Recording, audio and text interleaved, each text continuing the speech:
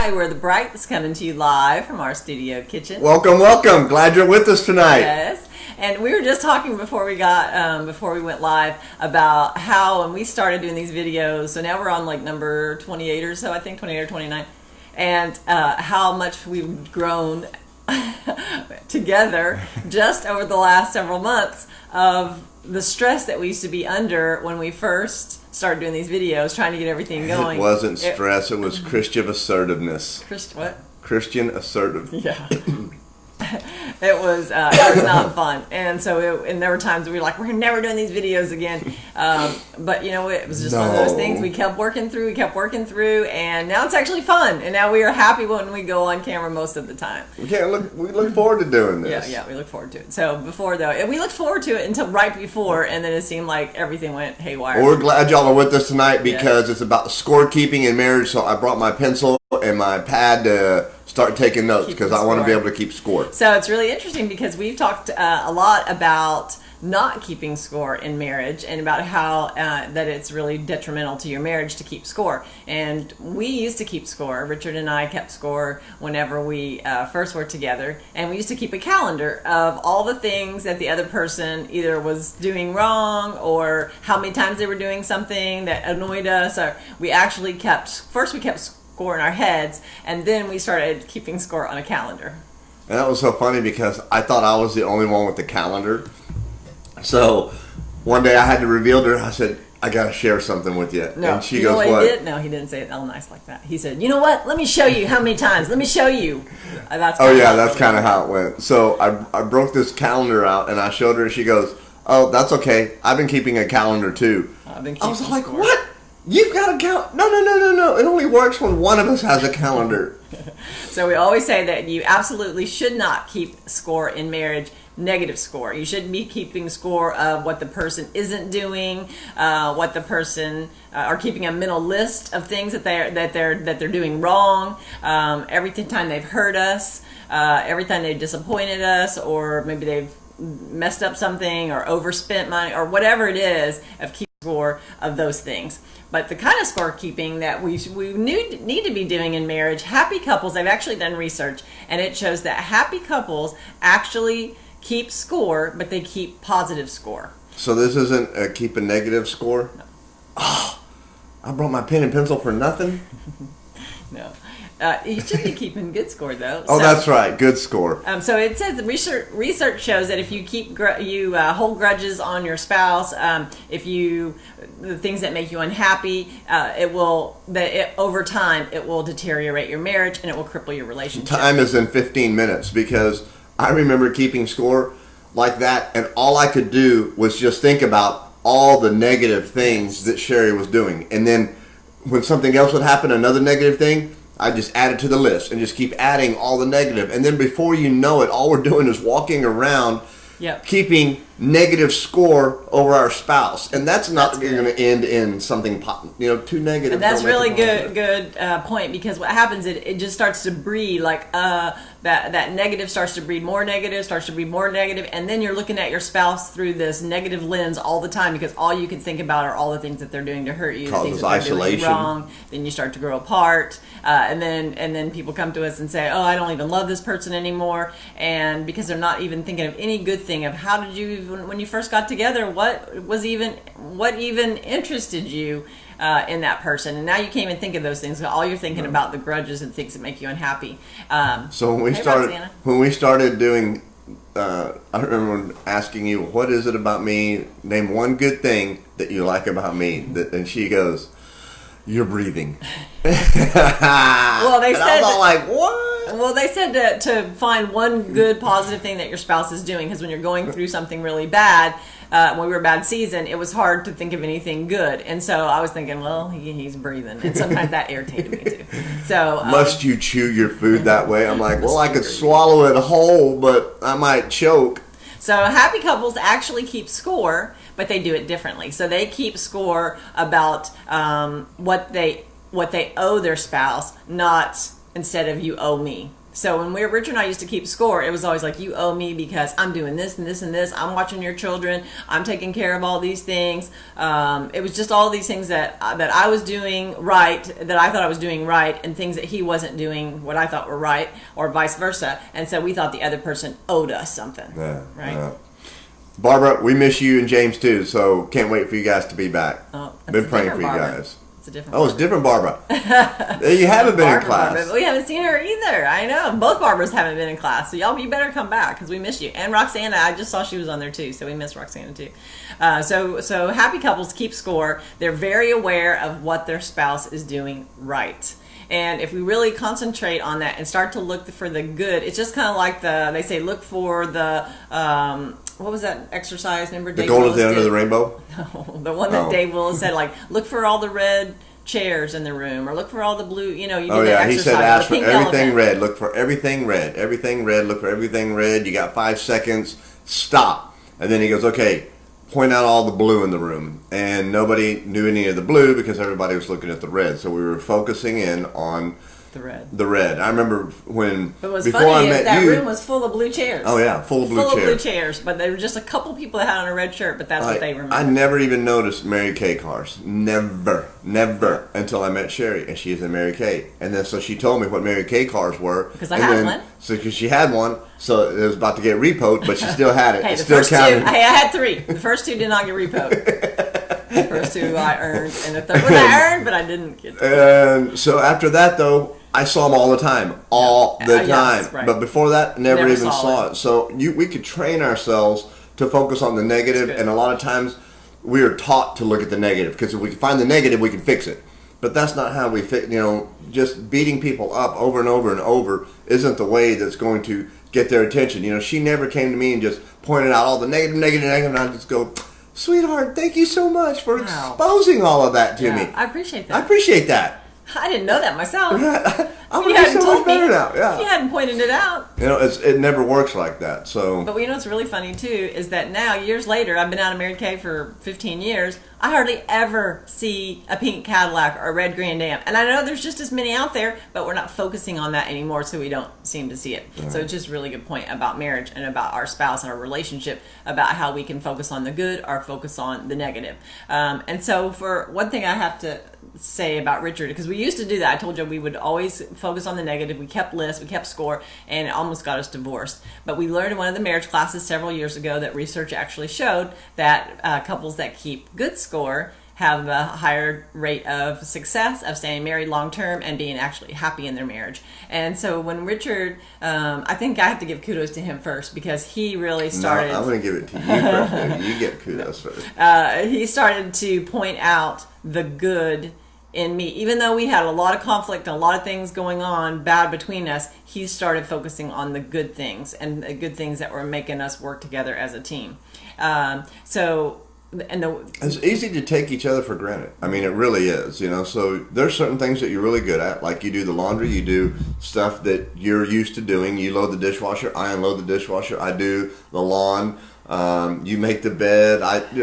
We take turns doing different things, and it's easy to take that for granted. It's easy not to bring it up because I would do it for her without her asking, because I know that these are the things that she doesn't like doing certain things. So I'll do it because I know she doesn't like to do it.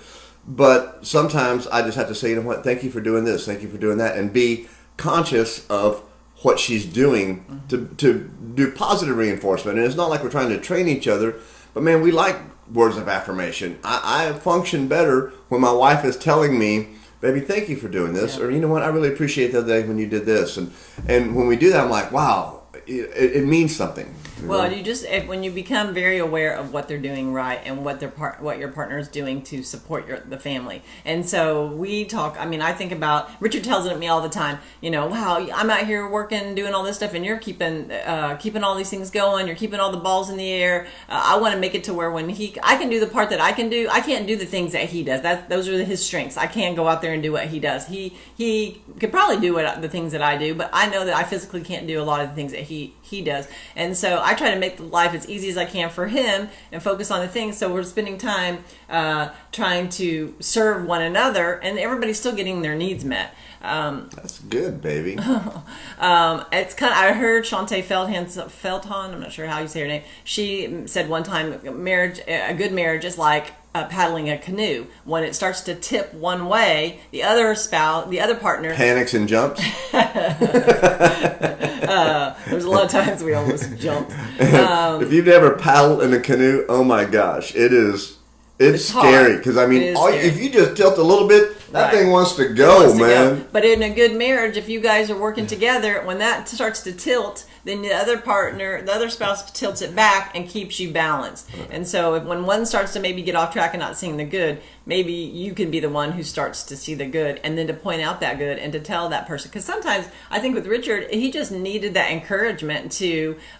He was so busy, or I was so busy, always pointing out what he was doing wrong, or always saying the negative stuff to him, that even when he was wanting to do good, I think he just felt so beat down. But when I started to point out the good we things, talked about that in class today, that a lot of that beat down started when I was in, very, very young, with an alcoholic father, dysfunctional family, kind of a loner, even though I had a brother and a sister. My sister was 10 years younger than me, and my brother was 5 years younger than me. So there's a big age difference there. So it's not like, that we were really close and playing a lot, because there was just such a big age difference. But just that beat down just keeps happening over and over and over. And then all of a sudden you get married and it keeps happening there.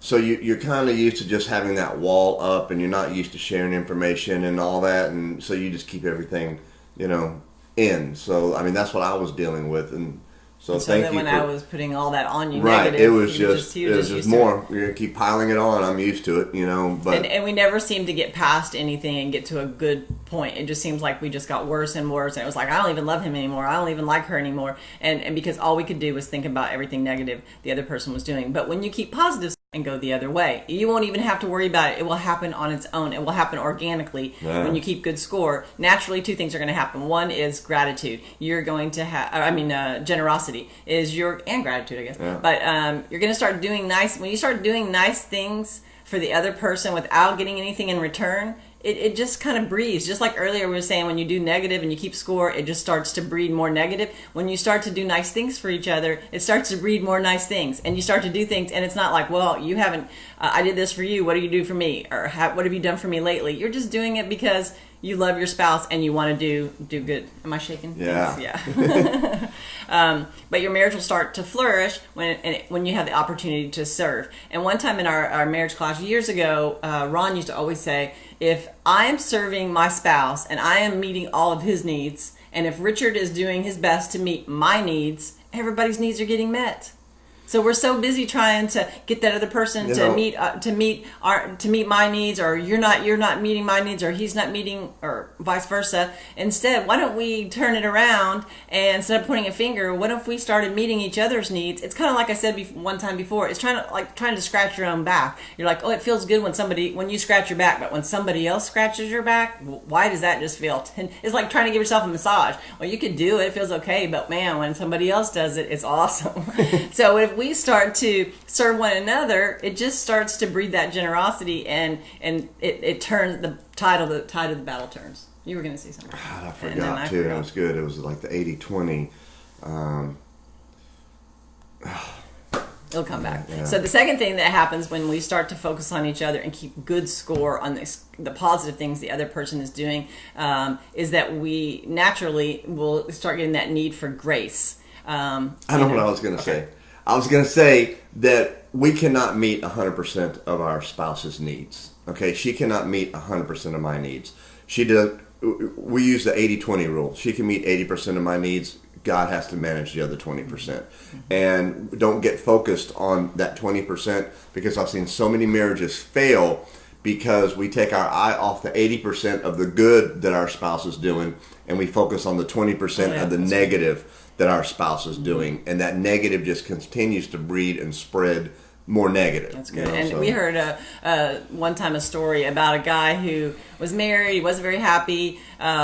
He just thought he would always point out the negative things. He was keeping score of the negative. And then he met a lady at work, and his wife had 80% of the things that he wanted, but there was that 20% that he thought he was lacking. And he met this lady at work.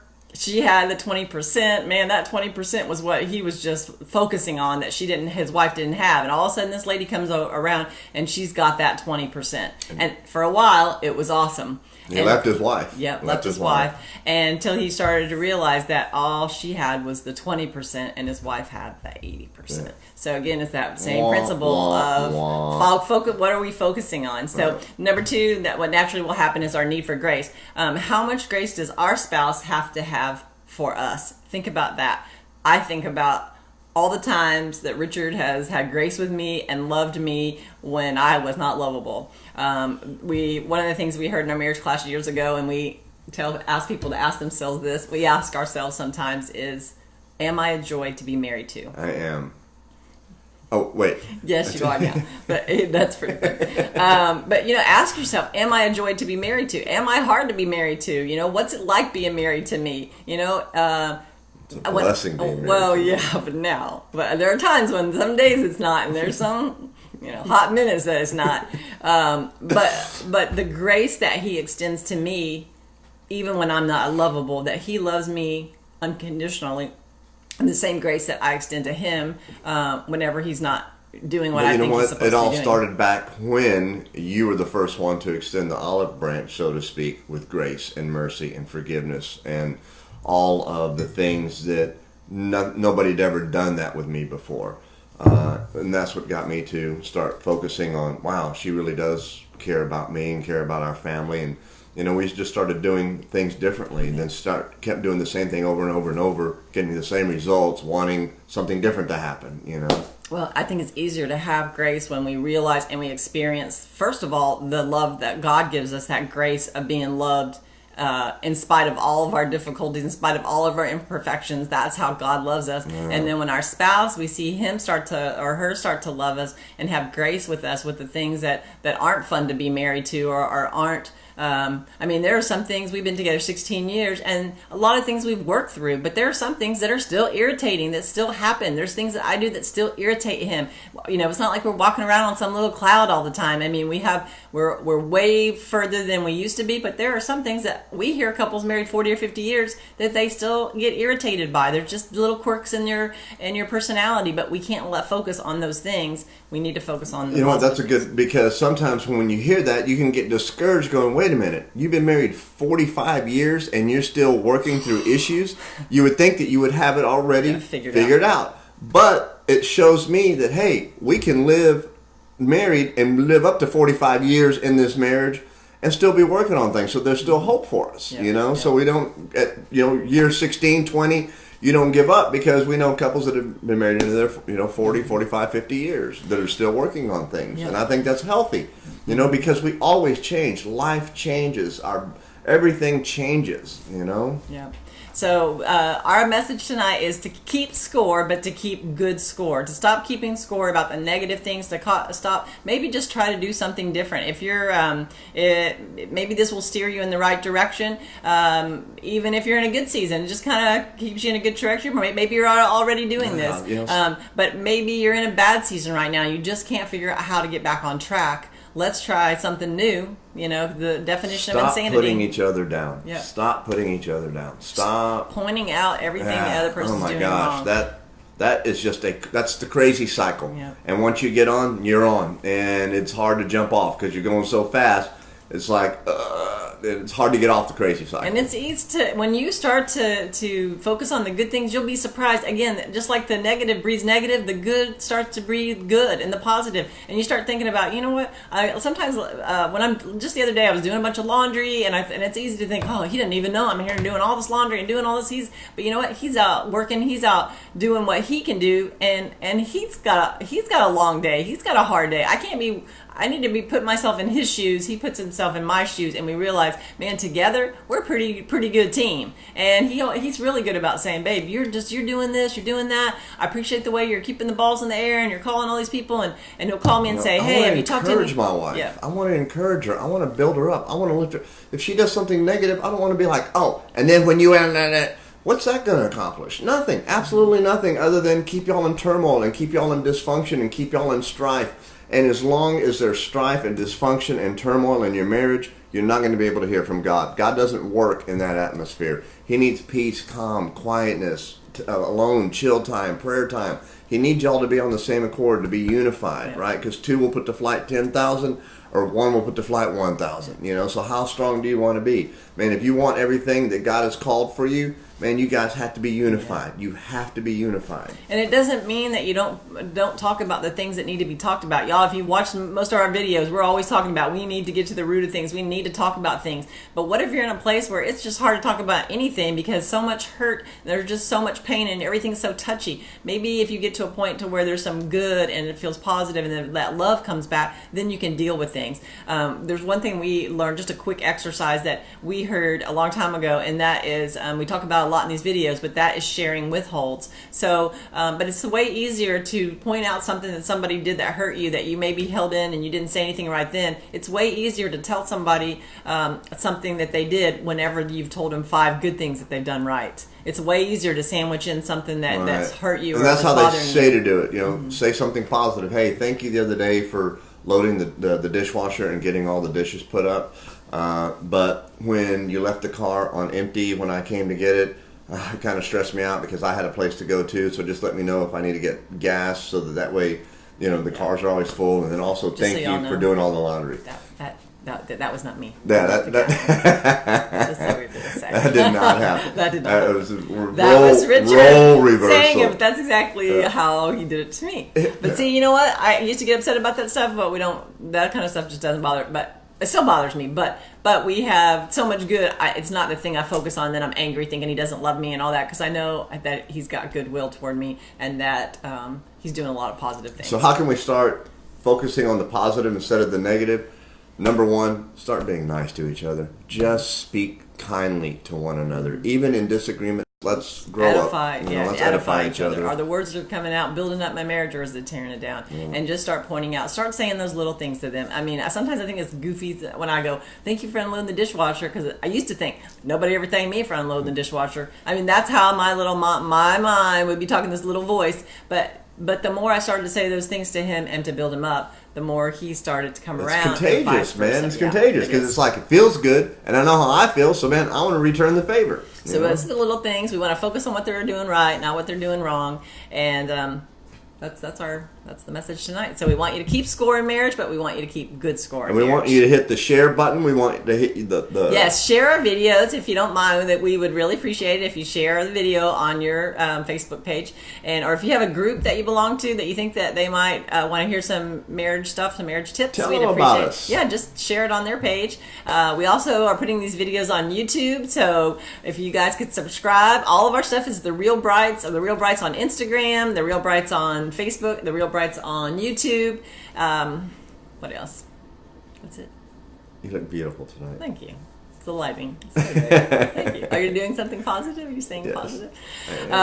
So we love you guys. We pray for y'all. We want you to please pray for us. Share the videos, and we'd love to come to your church to do a comedy date night or come to do a marriage workshop. Absolutely. That's it. So we're getting all quick, and we love you guys, and we'll see you next Sunday. Peace out. Deuce. Yeah, we got to do our deuces.